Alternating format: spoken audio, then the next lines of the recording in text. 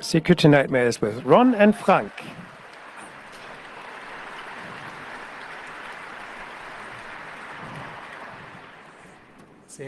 Very good. Thank you. Not too dark, please. And as has been said already, we would like to have the cyber. We'd like the audience to whisper the word cyber, cyber, cyber, cyber, cyber, cyber, cyber.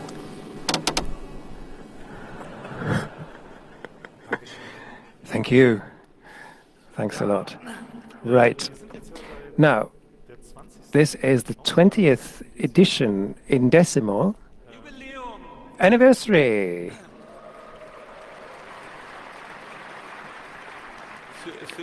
For those that like decimals, I almost forgot. Last time we were using octals and then sometimes hexadecimal numbers. And then suddenly I didn't realize until I noticed, 20, that is kind of important too as well. So that's why we have a 20-year look back shortly, but that will be an exception. We won't do that every year. Who here is here for the first time? Okay, nice. What was that, a third? 20 to 25%. Who was there at the first time? For those that can still calculate this, that was in 16C3 at the Haus am Kölnischen Park in Berlin. Who was there? Ah, yeah, 5. Imagine that. And then who wasn't born by that time? More. Actually, if you go back 20 congresses, including this one, it would be 17. Okay, back then in the house at Kölnischer Park, there were about half as many people as are in this hall, just in this hall right now. That was the overall audience. In 1999,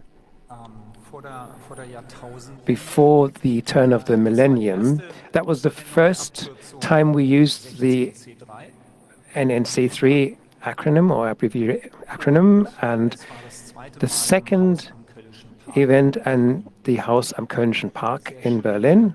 Very nice location, and we had half as many people there as fit into this hall alone, and that was in the whole house, and it felt rather full. Yeah, because you have to know that the Haus am Kölnischen Park had a large hall, and that could fit so many people, as many people in as would fit into the whole of the Eidelstädter Bürgerhaus, the first location in Hamburg. Could someone just do the calculation there, where we will be in 20 years from now? Okay, but we are post-growth now. We've noticed that this growth thing is difficult. The planet is going to be exhausted at some point, so we'd better not grow anymore. Right. Okay. And the Congress was only 3 days back then. So you could do this in one go without sleeping. Who of you have tried in the 4 days? Oh, come on, yeah, be embarrassed. No, they're not here. They're just lying around anywhere, dazed. Right. I can remember when I was at a 4-day Congress for the first time, and I thought, oh, that can't be true. That's just an attack on your health.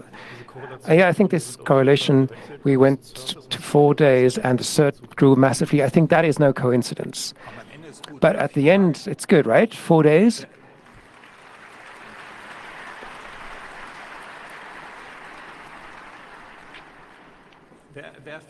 Who believes that it's a crime to hackerdom to be kicked out after 4 days? So that's half of you. Who would like 1 month of Congress in a row? Right. So that's 2/3 again, or something like that. Yeah. Seamless transition from camp to Congress. Well, that is a good idea because 1999 was the year when the first camp took place. Who was there?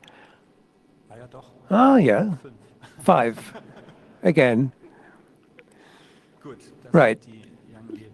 Now, those are the veteran spectators, or no, not just spectators. So what was the big issue in 1999? That was, of course, the year 2000. Who still regrets the purchase of a generator? Well, no, not regret. I didn't pay for it anyway because the company bought it. Simply went bust in January, and they had ordered it and didn't pay the bill. So next year will be a leap year. So if you are, if you're going to be staying overnight from the 28th to the 29th of February to the 1st of March, take an extra roll of loo paper.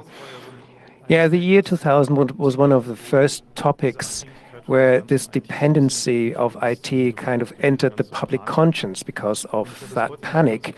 And until now, it's not quite clear whether that was a panic that was unjustified or whether the panic made sure that enough energy and time and money was spent to prevent it from being a problem. And I think up to now that has not been clarified, and we are all looking towards the year 2038 with great glee, which is coming closer. So 2038 is closer to us now than the first security nightmares are away from us by now, just as a point of reference. Right, so we were sitting around there and listening to Professor Brunstein's talk with a certain sense of horror, who explained to us how the world would end, and, well, right, those were the days. Right. The shocking thing is that the years from 1999 to 2019 can be summarized in a single image, a screenshot.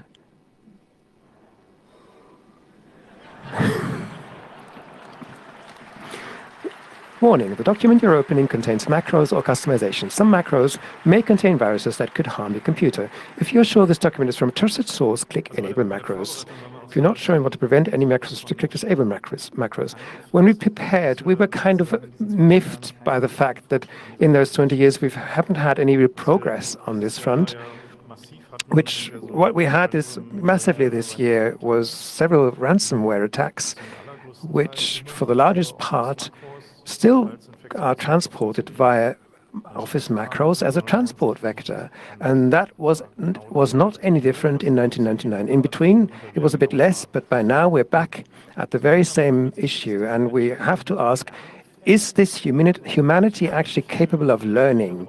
How many out there in business will vomit if they hear, "Dear Microsoft, for the sake of humanity, just switch off macros completely"?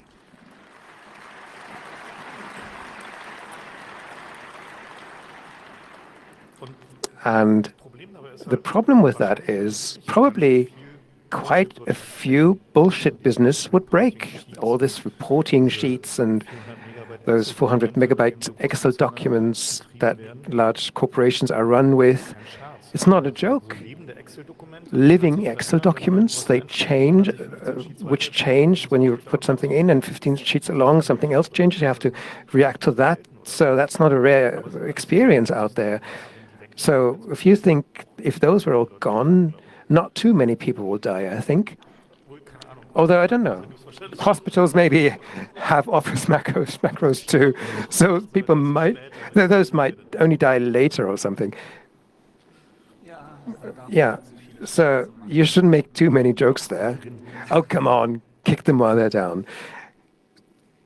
Right. Now, about the regular program of 10 years ago,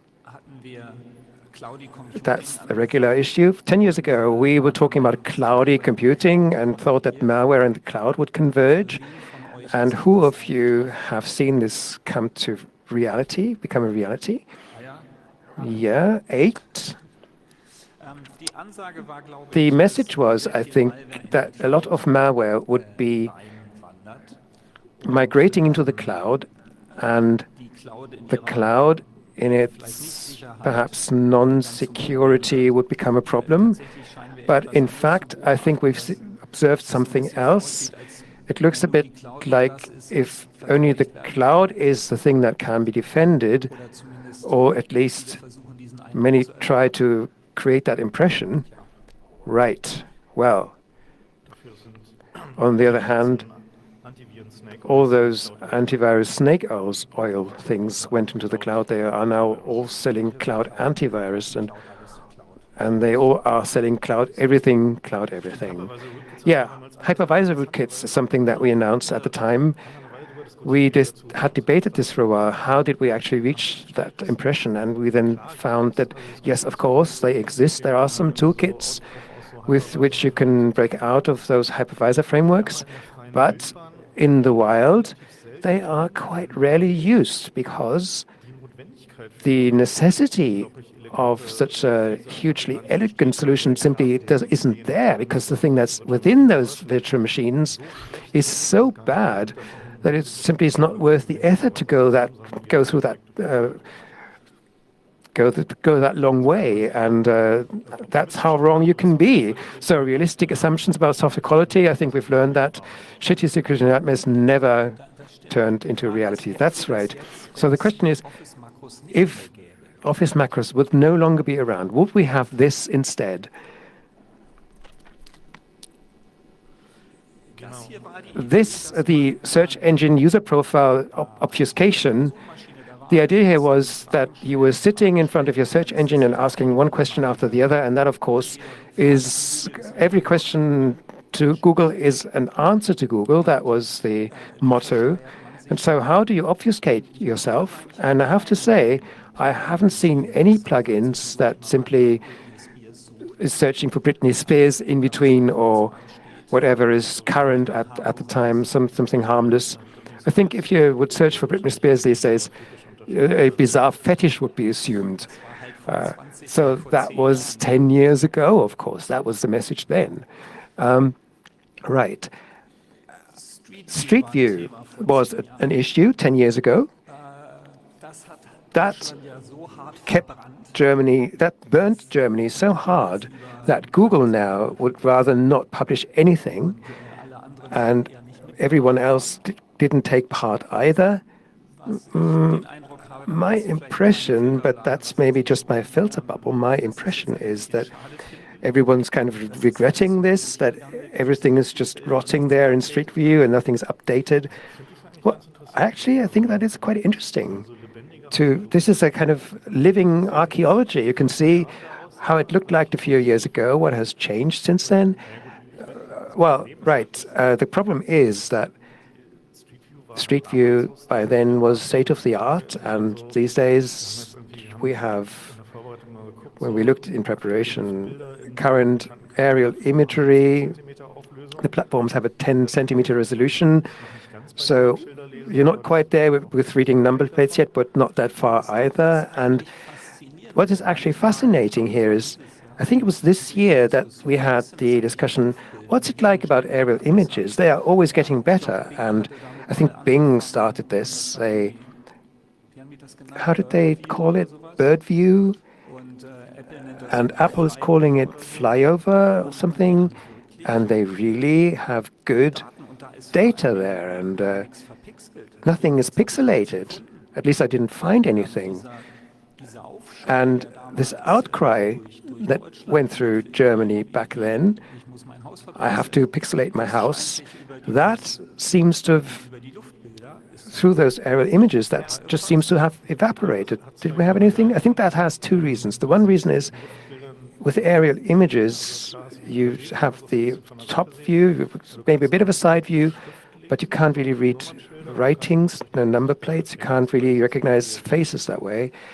And the algorithms that they put in about manipulating faces and number plates,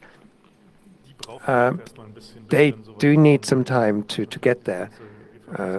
There was this whole thing, I'm going to pixelate the whole storefront, But I think that the development will be quite quick if 5G is rolled out.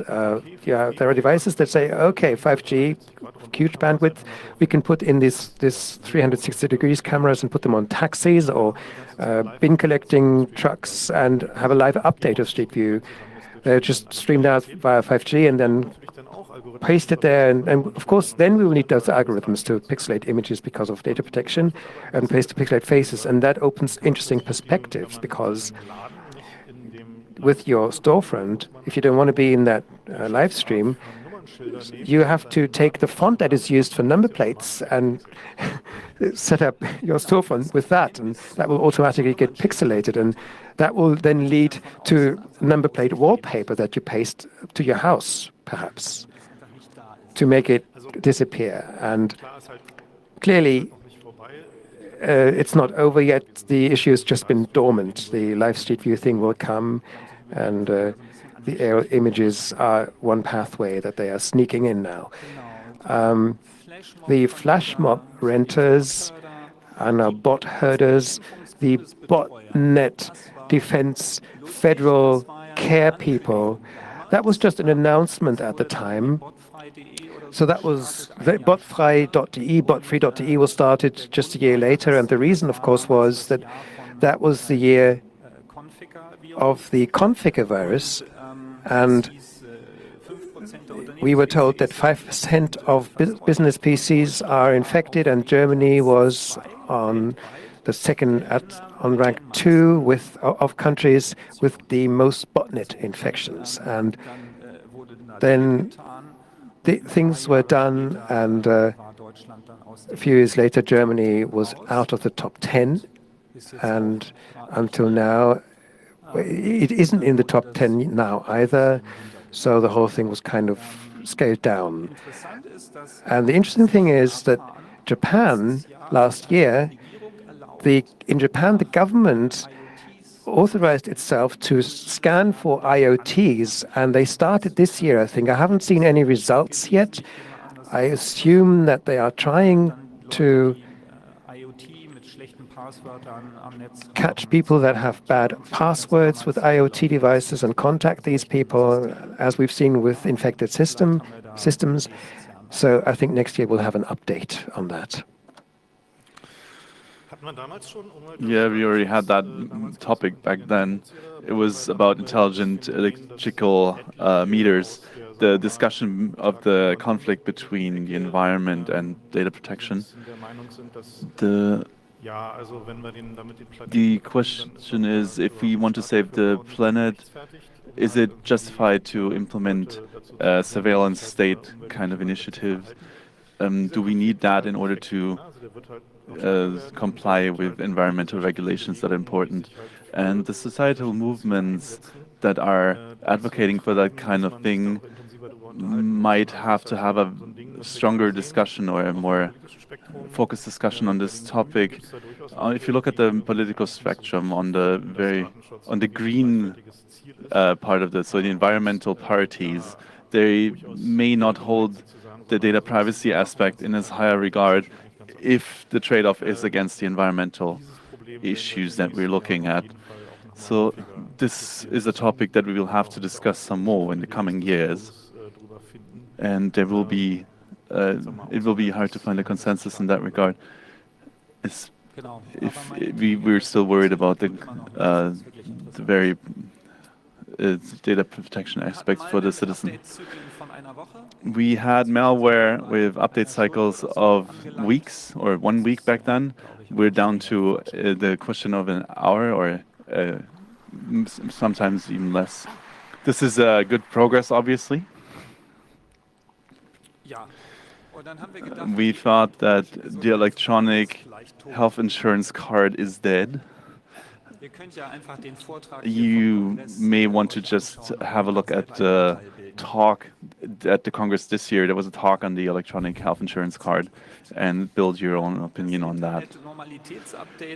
There's the Internet Normality Update for 2019. We're just going to throw out a few numbers. For example, there was this Microsoft RDP vulnerability. It was called Blue Keep. When it was published or put out there, there was roughly 1 million systems that were immediately vulnerable. That's roughly the order of magnitude we usually talk about, even though a lot of malware is still replicating quite happily, even if you only just have a few 10,000 systems. Then there was GandCrab. It was a larger number in the matter of how much money was earned. It's in the ransomware corner. Those numbers are put out there by the group who published the exploit. So this is interesting because it was only running 16 months, and they claim to have earned about 160 million US dollars. The question, so the other side, the victims claim that they had almost 10 million in damages. So those numbers don't really match up, and it's the question is this really profit after calculating the numbers? Did you discount all the effort you had to put in, all the money you spent along the way? Is this proper bookkeeping you're doing, or did you round up or down? It's clear that the companies say it's vastly more expensive because they had to do something new while they were, or basically they pushed in something that they wanted to do all along, and this was just an opportunity that they had now. So they had the numbers just don't match. What's your view on this? Were you affected? Did you have? Do you have a friend of a friend who was affected by ransomware? Oh, so few people. That's at most 100 people. So, who knows a company that was affected by a ransomware attack? Oh, that's a vastly larger number. So, who knows a person or a company that actually paid up? Oh, that's not actually few, maybe 15. And how many stars would you give their support system? Customer service? 5 stars? So the industry will have to explain how you reach them. They have a lot to do. And of course, yeah, the question about customer service, did the data come back? Who knows anyone who got their data back? Yeah? So customer support has room for improvement. Yeah, there were numbers that we saw. I found basically jumped out of the internet at me. It was an office in Florida that has paid up 600,000 US dollars in ransom. There were a few others that paid roughly 400K. Did anybody hear of a larger sum than that? Is it official? It's not official, but I heard. I know of people who are tasked with dealing with the fallout of this and cleaning it up. They claim that there was one company at least that basically just took their share of the revenue that the company generated. So they took something like 2% from the numbers that they have in the balance sheet and used that as the demand that they put out in the ransom notice.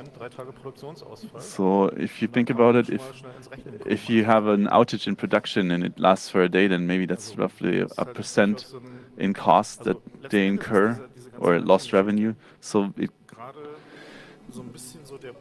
the ransomware topic is one of the points where the claims that we made in the last few years actually were pretty spot on.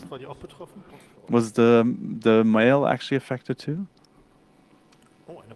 Oh, nice, a postcard, thank you.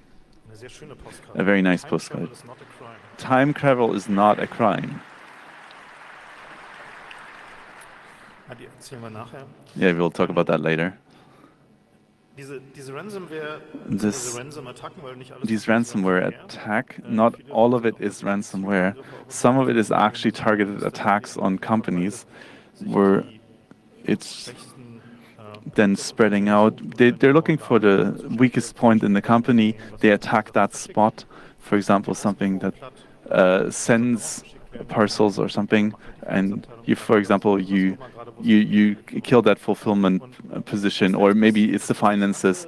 You hit them where it hurts, and you can see that all the technological debt you have incurred over the years that you've been keeping around and you don't solve, it's basically coming back at you now. And we've been asking ourselves why, over the last few months, there were so many ransomware incidents that have affected hospitals and similar universities and similar endeavors. Those have the oldest IT systems with little hope for betterment. So basically, they're the weakest members of the herd, and they are being culled. So they obviously they have to discount it in their credit in their balance sheet, but in the end, they're more willing to pay because it's easier. So these ransomware attacks now, they create an intrinsic motivation to take care of your IT system. So maybe it may have positive effects in the end for the individual office or company. The ransomware infections rose in over 350%. The bug bounties are rising as well. Apple also joined the game with $1.5 million US for a 0-day. In 2019, we had 19 0-days that made it into distribution. In 2018, it was only 12. So maybe for some of you this year was a little busier than usual, but maybe not as much as in 2017 when it was 22 of them. The average cyber damage in Germany is around 2 million euros. And every 8th German company was affected by some form of cyber attack. Those are numbers where you're saying every 8th, did the others not read any emails, or are these numbers just off or strange? These numbers coming from industry political agencies, they're saying that the total number of damages due to cyber attack are in the 2-figure billions. How are they calculating it? You really have to ask yourself. So it's more interesting to look at what else is in there, and basically the calls for help from the industry, that someone, maybe not the state, was going to go out there and regulate that whole thing. So maybe that's just the growing despair of the security officers in the companies, that they're not getting the money from the CEO or the board or whoever, and they're basically looking at other branches of the industry that are more heavily regulated, and they're kind of jealous because they're hoping for more regulation that would allow them to get the budget for the security that they need. So let's look back at 2019. So the Chamber Court of Berlin, they had a terrific task of dedusting fax machines. Actually, no, I don't think they had to dedust them. They were perfectly maintained. If anything is properly maintained and dedusted, it's the fax machine. Did they increase the lines by 10, by a factor of 10, or get something out of the basement, or what did they do? Well, they didn't have one stack of paper, but a whole pallet, and they put the people there to keep putting the paper in the fax machine. There's this stupid phrase from lawyers that goes, the electronic transfer of documents made it possible to make legal papers escalate in size so much, because otherwise earlier you had to get it through in time, so there was a limit on how many hundreds of pages you get transmit in a few hours. So if I keep myself short, I can hand it in later. Right. Now, the e-voting isn't really going away. In Switzerland, we had the attempt to, which badly failed, also thanks to the great work of the Swiss CCC members. An applause.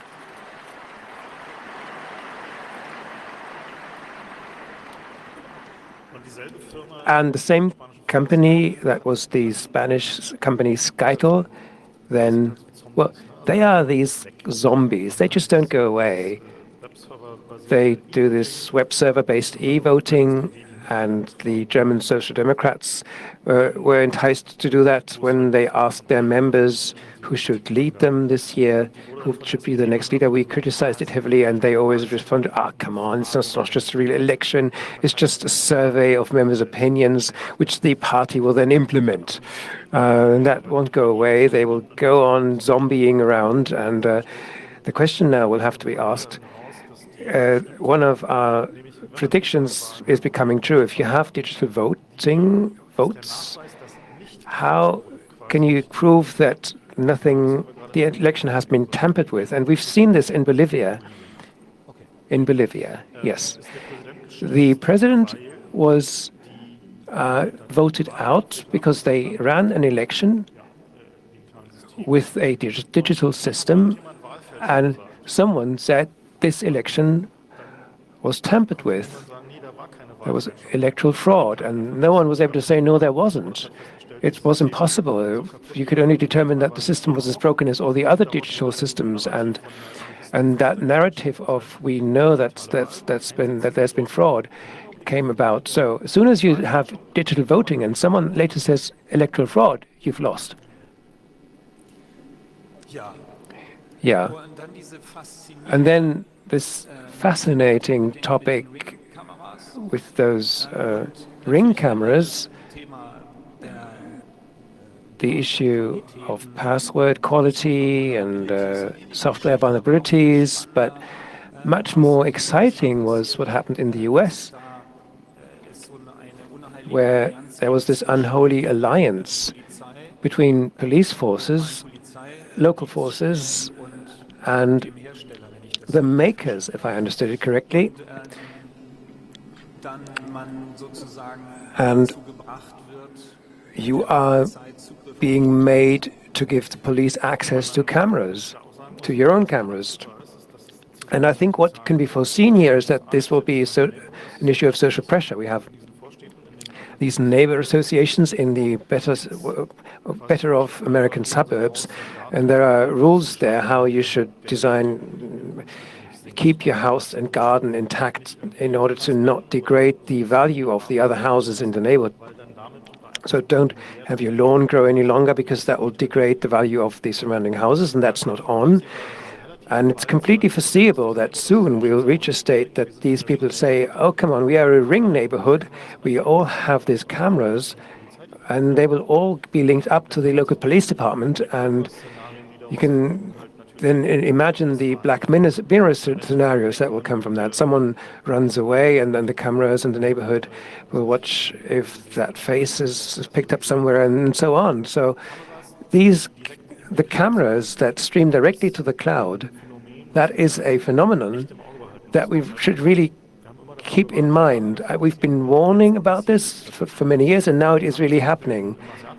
In the Asian region, you have companies that sell you a camera that streams into the cloud, and out of all video images, they cut out everything that looks like a face and put it in the cloud. And if any face is recognized and it's determined that this person was under suspicion as a shoplifter, the shop owners will get a message saying, hello, the person that we've seen on your camera has been recognized as a shoplifter somewhere else. And that is a service that is being paid for. And the state, of course, has access to these data. And can also feed data into the face recognition. Whether that is only 50% correct or not doesn't matter, as long as the system looks as if it would add value. And this integration of state surveillance and private surveillance with the companies that build technology, and that these are forming a kind of conglomerate, that is something we will see much more, and we have to get used to the fact that this state versus industry thinking is not going to be applicable anymore. It's going to be one huge conglomerate. And if security is so bad that you cannot make sure that every second image will be one of Donald Duck, that is going to be the challenge. Now, data wealth. All kinds of data wealth this year. Of course, it's clear the remarkable thing perhaps that was two issues. One, that 30 terabytes of data from the top 3 antivirus makers were carried out. That is quite a good achievement. Whether they are not using their own products, could that be? Maybe the license expired. And the other thing that I found quite crazy was that some security researchers found a pot of data that wasn't properly secured. It contained data from 80 million US households, all complete with date of birth, address, GPS data, and income and things like that. And that, it seems, was lying around in a Microsoft cloud thingy, and with those data they could not determine who it belonged to. It was just, that's data. Large file, the format was published on the website, redacted, and there was a call for people to help to find the source. And the only thing that happened was that Microsoft quickly shut down the server, and those that were going to get billed for that server were notified, but they didn't say who that was. So that question is still open and unresolved. And this will happen more often. You can be sure that this will happen more often, and data will appear and people will say, wow, that could belong to a bank, maybe not, maybe a tax counseling company, whatever, right? So maybe that will be a new classic as well. How do these things come about? Someone needs a bit of backup space, and the IT says, well, the new network attached storage will only be complete in 4 weeks, but my deadline is next week, so what do? We just click a bucket somewhere and upload it there. We don't need any crypto. We only do it for 2 days anyway, and we don't need security either because it will take longer then, and we'll delete it surely. And then on Friday night, someone says, have you deleted the data? Yeah, I'm going to do it soon, yeah. And then the coffee cup is knocked over, and he's dealing with something else, and then goes on holiday, and he's gone, and the data remains. Right. And depending on what credit card this is, someone will notice or not, and such a lot of things will disappear that way, and you won't know what it is. One of the things that were that were showing this zombie-like characteristics this year again was the discussion about increased backdoors, increased and severe backdoors in certain software. And the plot usually works like this. The government or one of their organs says, we don't want the encryption to become any weaker because obviously we have attackers like the Chinese or the Russians, but we want some of the companies like the larger, basically you can Google, Amazon, Facebook, the regulars, they should build their encryption in a way that it has a backdoor that enables the law enforcement agencies to take a peek, and that basically they shouldn't build anything special, but rather what they're saying is maybe just add another key. You don't need any special access method. Another key, for example, would be fine that the government has access to, and then they can just take a look. And the discussion is rather severe in the US. The representatives of the companies feel pressured and put on the spot, and they're being forced to come up with a solution for this, and they don't want the responsibility, and the government basically said, yeah, solve the problem, we don't care. But they also put timelines on it. There's deadlines, for example, by the Senate, where they were grilling Apple, Facebook, maybe some more, and the demand was clear. Well, relatively, it was crystal clear. If you don't enable us by the same time next year, some way to do this, we're gonna regulate you. Well, we're here next time, same time next year, and then we can take a look what happened. So, the discussion is also going on in Germany. There's also a bit of a row between the law enforcement agencies and some companies to enable them.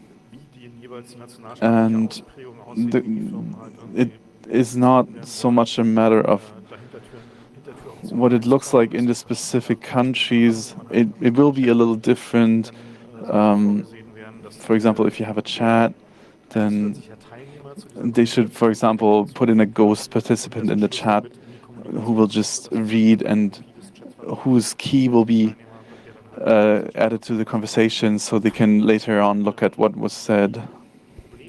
And the problems that are showing themselves here are that over the short or long term, encrypted communication made available by commercial companies that are not regulated, or that are regulated even, cannot be viewed as secure anymore.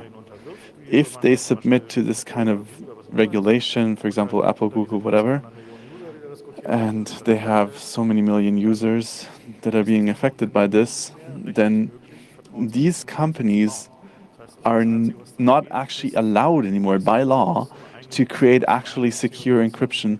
So people who are in need of secure communication actually need to utilize offerings by smaller companies that are unaffected by the regulation.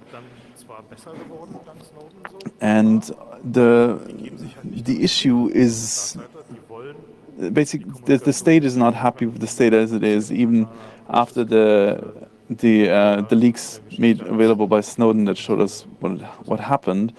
And we're still discussing this under the topic of responsible encryption. We probably need to speed up a little bit. So some more interesting stuff that we want to discuss. We can learn more from the reports, from the breaches. There were several of those, probably more than over the last few years. So if you're interested, maybe Google the specific companies that were affected. For example, data breach report for the companies Equifax, Maersk. It's very interesting. Some of the other companies noticed that it's nice for the marketing and for keeping the customer relation intact if they're very open about what happened and how they reacted to the cyber breach. And it is very, very insightful to look at what they put out there, and you can learn a lot from it. There was this super critical iOS security gap that was called Checkmate in the bootloader that Apple probably won't be able to patch and is only fixed starting iPhone 11 and onwards. And that is actually really bitter for us. It's not the last time this is going to happen, that's for sure. It only lasts for a while, usually. The next discussion that is really interesting is, and it has been almost emotional, is DNS over HTTPS, so encrypted name resolutions. In my view, it's similar to TLS forward secrecy.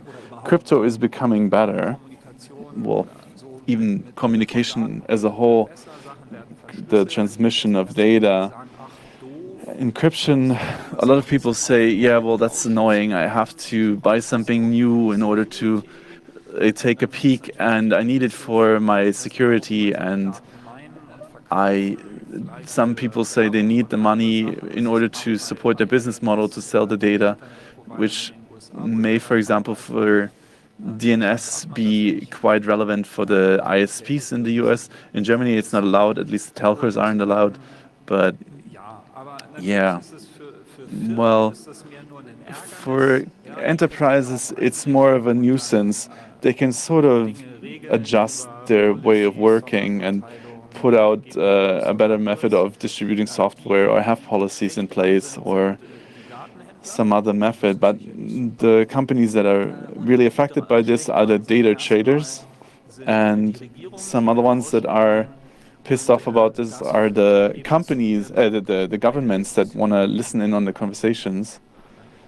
And yeah, that may not be a bad thing.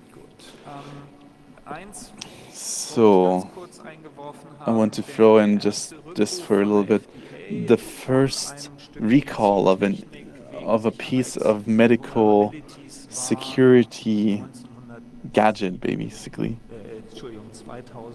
It was 2017. That was by the FDA.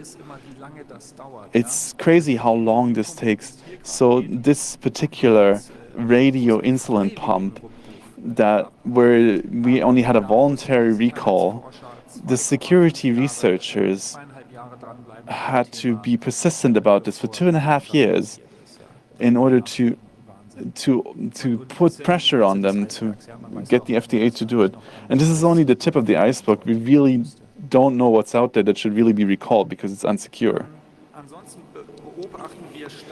We're also observing that the topic of automation and distribution of work among the malware producers, so basically the industry in the dark sector, is pushing themselves to new heights. And Frank already said that the weakest ones are going to be polished off. But yeah, the one that got removed recently wasn't actually the weakest, but still. So the companies are going to take a look, and they're going to evaluate what they really need, and they're going to say, okay, we need to recover the systems faster. Maybe we need an Active Directory as a hot spare that we can just throw in the network when it's needed. And maybe you can already take the stance that if you have a smaller or a medium-sized incident, you can basically say, okay, we're not going to pay anything. We don't care. Go for it. So the industry is seeing these trends, and they're increasing their efforts from ransom to blackmail.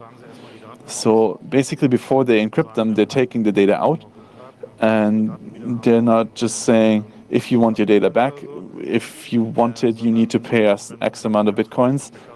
But their companies are saying, yeah, well, we still back up.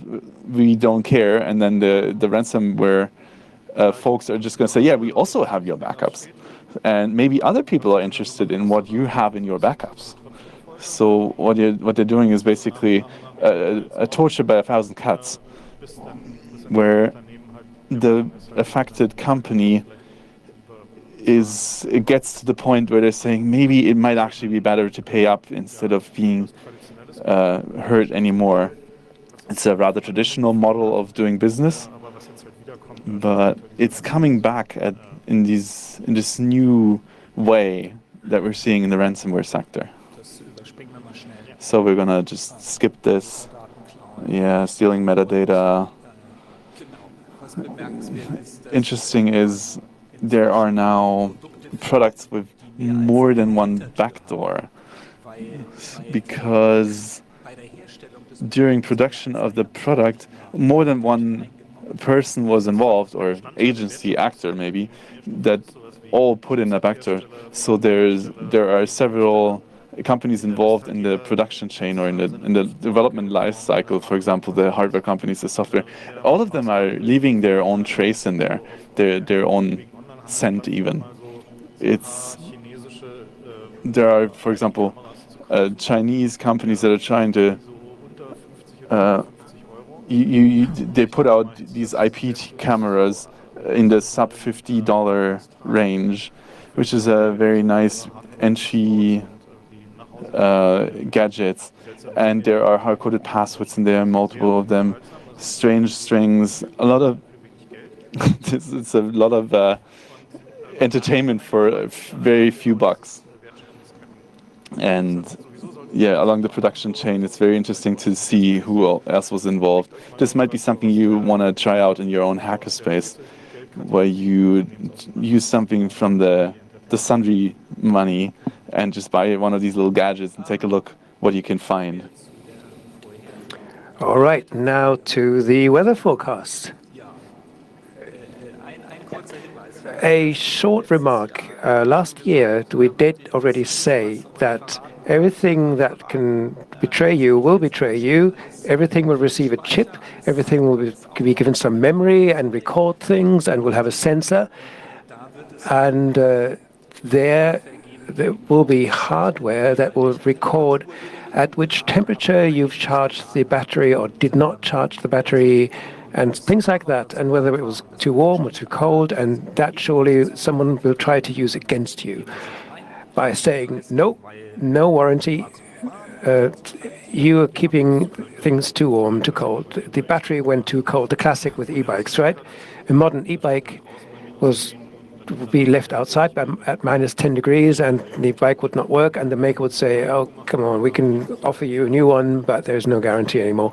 That's stupid. But, well, just data, it's maybe something you can do about it, do something about it. So what you need is the log file stylist. And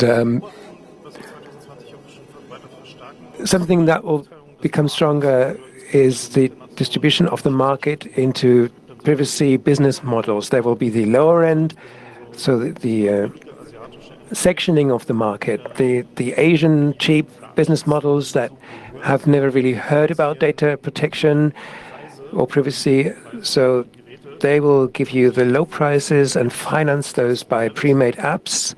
So the model is you have a phone which costs surprisingly little, and there are about 30 apps on that phone. Everyone buying, each one of the app makers has paid something between, I don't know, $25 around. So these are all system apps. They have access to all the sensors, all the data, and they monetize the data directly from the phone. So there is no platform involved anymore. The apps are doing it immediately, or they're building their own platform that way. So there's the staircase starting from that low end, and then you have someone like Apple who say, we don't want your money. Sorry, we don't want your data because we already have your money. So the small amounts we could kind of express from your data, we don't want that anymore. And then there's everyone in between, such as Google with the Pixel phones, who say, oh, it's nice that you've given us your money, and now we want a bit more from your data as well. And we want all your data, but don't worry, we will do no evil, right? They're just for us. And this differentiation, according to privacy scales, that's something we will see more of in the next year, and it's worth looking closer there and to see what the actual foundations in terms of privacy are. And the sad thing is that there will be people that will claim they have privacy and are therefore claiming a higher price, but don't actually have anything. There was this publication, there was this notice at Heise, the well-known German IT publication, about apps for children, and you couldn't believe, if you read this, how they treat the data, what they claim their products to not do, and what they then actually do. The cloud is now getting all the data. So the motto, of course, is it's only secure in the cloud, and therefore it becomes the single point of whatever, including the previously mentioned blackmail. So door locks, heating, says the slide. If you, as a group operator, you have a company that makes door locks that are connected to the cloud, and they have 5,000 customers, and you open those doors, and you could say, well, we could wonder whether the locks will open for every customer, or would they get broken, or would they just stay shut and get broken at the same time? You could run a scaled business model there, and we wondered whether in the next year we'll have the first large case of API obsolescence, whether that will occur. This started because in my family I had questions like, oh, isn't WhatsApp now going to stop in the next year if I still own an iPhone 4 or an Android whatever? And the answer was, well, it doesn't really matter, does it? But many people do not see it that way. And I then wondered, right, well, what is actually the reality? And reality seems to be that certain things will no longer be supported by certain platforms. No one wants to do a 16-bit anymore, things like that. And will that mean that as soon as someone changes something in their API for security reasons, that suddenly a few million end devices will no longer tick because they don't receive any updates anymore to the new API? Yes, and we then thought a while, and then we said, no, probably not. Maybe they just would not dare, or try to still keep things running on the server side in a way that the old devices can still use the old API and the new ones will use the new API, and they just try to filter out certain things and do this or whatever, and we've had enough problems already that was solved in the net and not through updates of the GSM phones, for example. So maybe nothing will happen. Ultimately, well, these data mountains that will disappear, there are 2 points where things are developing that will get stronger. And one is the official digitalization that is happening. We were laughing about the electronic health card in Germany, but there are other things there. The lawyer's mailbox, for example, that was a huge fail in Germany. So people want to do more and more digitally and use less faxes and send less snail mail. And then we also had the issue that the notary's inbox existed, and what you can see, what you can read in the media will simply blow you away, I think. A journalist asked kindly, even someone from politics, I think, whether an IT security audit had been made, and the answer then was that they didn't see a reason to do that because the makers are trustworthy. So if you summarize it, the digitalization strategy of today is tomorrow's data wealth, and who of you works in an institution or a company that is busy developing a digitalization strategy? One of the interpreters is raising his hand. So about a third over. So that seems to be a thing. And who of those that did not show up believes that companies should have a digitalization strategy, their companies, but haven't really started yet? 10%? Right. So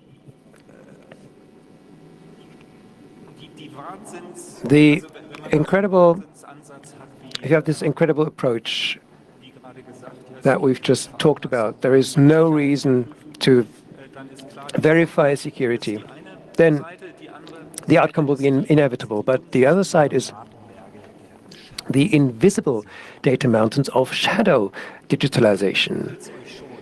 Are you shivering yet? This is your aunt.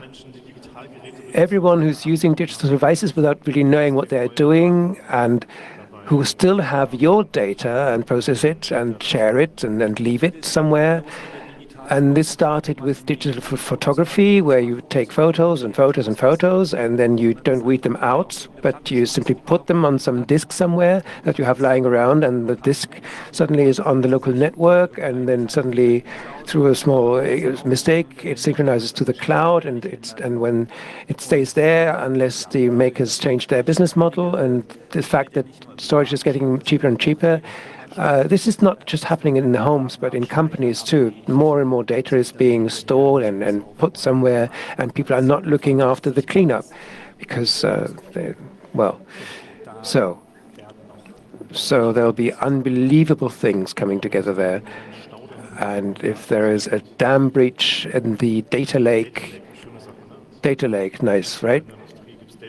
Data lakes exist in industry, where they collected all kinds of data without throwing it away, and then hoped that machine learning might extract something, and then they realized that, sadly, the data aren't that usable for their purposes, but they're still lying around because, you never know, something might happen, and they may find something to do with that data. And the popular format of business areas and crypto and sport. This is the popular section in Security Nightmares. Now, more companies have a cyber than had last year. So industry has understood that help is possible, and there is incident response and emergency this and emergency that, and people you can call if you had a cyber, and they will help you to kind of exercise the cyber, and there's so much more connected to that. You don't have to be an IT person to join in. Cyber emergency helpline for people that have been affected by cyber incidents. And if you listen in on the industry and how they're mitigating it, and there are a lot of companies that have to do professional cleanup after this. For example, data loss reclamation strategies, digital sorrow or digital grief.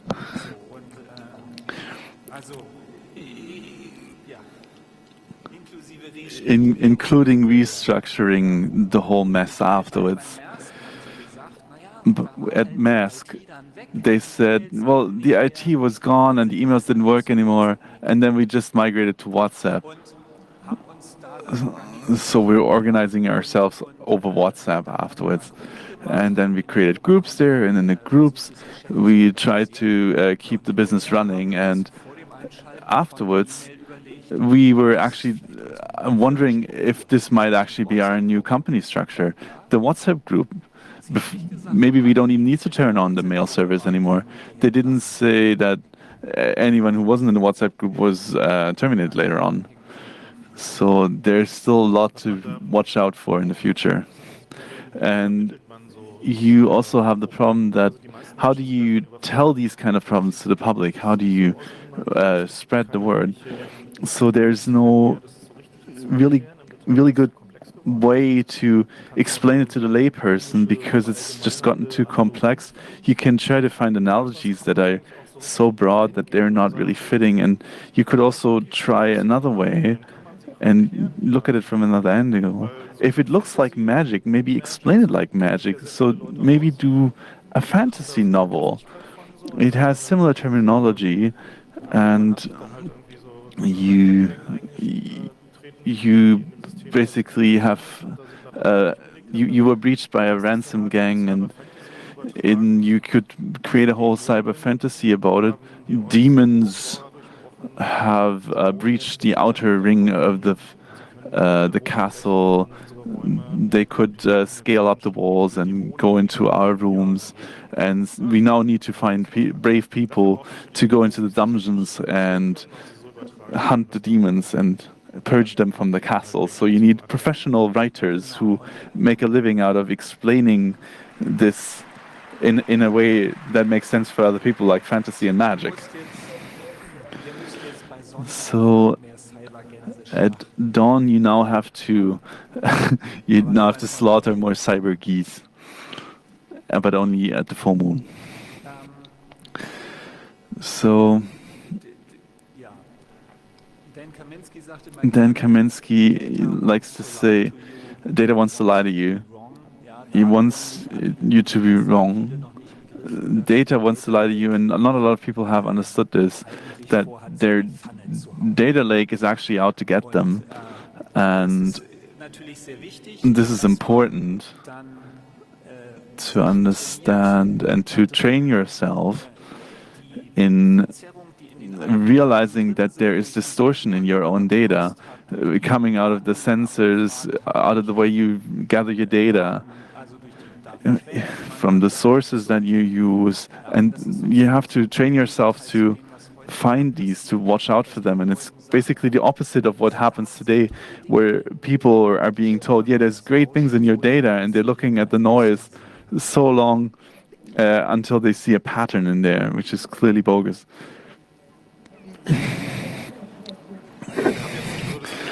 So we have the phenomenon here that the migration to IPv6 took a lot longer than we thought initially, and now it seems to happen very suddenly, and most of the devices nowadays seem to actually understand IPv6, and you see a lot of packets on your network, and you're saying, well, wait, the monitoring and the firewall don't know IPv6, and your router doesn't, and you suddenly have all these packets on there. And now there is this new job of an IPv6 exorcist in trying to purge these from the network. And later they have to retrain as the IPv4 exorcist in order to get rid of the old system and the old frames and messages.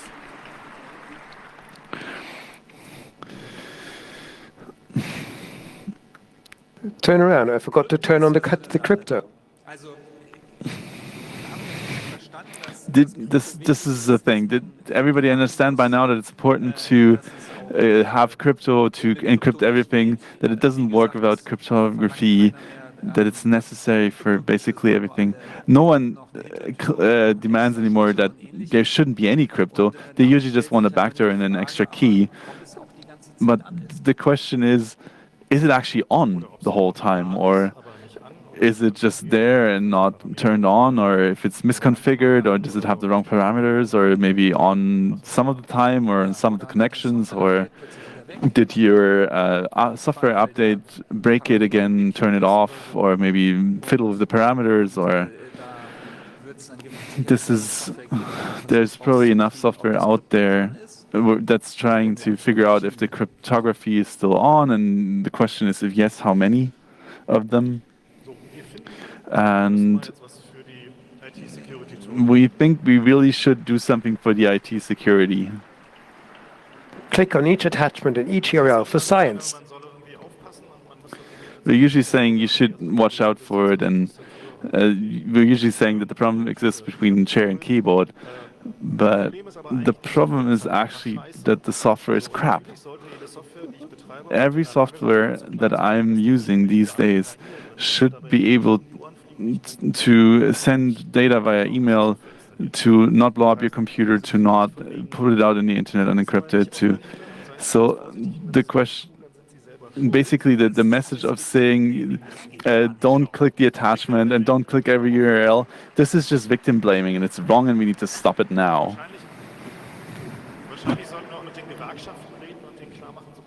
So maybe we should talk to the unions, and we should tell them that clicking every attachment in every URL gives you more free time or earlier close of business during the day. So this is a clear case of we can't keep going on like this, and we need to escalate the situation to a fair degree. So now, from now on, click every attachment, click anything you can find, basically. Use macros. Well, maybe not. Maybe still turn off the macros. So that is basically our appeal to you. And with this, we wish you a lovely New Year 1984. And we see you again next year. This